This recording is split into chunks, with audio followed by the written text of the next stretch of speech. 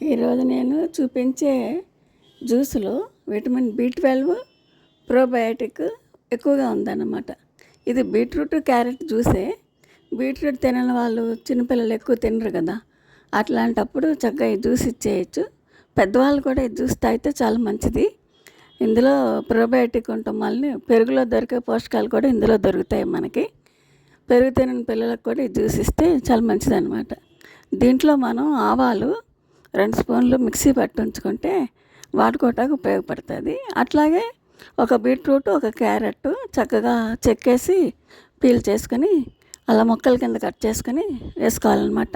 ఒక జార్ తీసుకోవాలి మనం, గాజు జార్ తీసుకొని అందులో 1/2 స్పూను సాల్ట్ వేసుకుంటాము, కల్లుప్పు వేసుకుంటే మంచిది. ఈ మిక్సీ పెట్టిన ఆవు పిండి 1 స్పూన్ వేసుకోవాలి.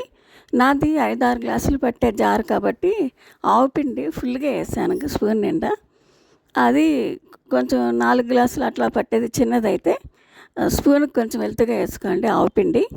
దీంట్లో ఏమీ లేదు, ఆవు పిండి, ఉప్పు, క్యారెట్ ముక్కలు, బీట్రూట్ ముక్కలు, అంతే. ఇది మనం నీళ్ళు ముక్కలు వేసాక వాటర్ నిండా పోసేసి ఎండలో పెట్టుకోవాలన్నమాట.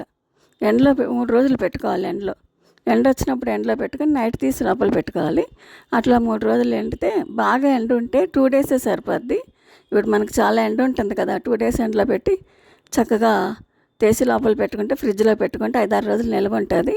రోజు ఒక గ్లాస్ తాగితే చాలా మంచిది అన్నమాట. ఇది పొద్దున్నే పరగడుపున తాగొచ్చు, లేదా మధ్యాహ్నం కానీ అన్నం తినే ముందు కానీ తాగితే చాలా మంచిది అన్నమాట. ఇది అస్తమానం చేసుకోలేము కదా, ఒకసారి బద్దకిస్తాం జ్యూస్ చేసుకోవాలంటే. అట్లాంటప్పుడు ఈ జ్యూస్ గ్లాస్ పోసుకొని వడబోసుకొని తాగితే హెల్త్కి చాలా మంచిది. మోకాళ్ళ నొప్పులు అవి కూడా తగ్గుతాయి అన్నమాట. ఫ్రీగా ఉంటుంది, డైజెషన్ అవుతుంది. దీంట్లో ప్రోబయాటిక్ ఉండడం వల్ల, విటమిన్ బి12 ఉండడం వల్ల అందరూ తాగొచ్చు అనమాట. చాలా మంచి జ్యూస్.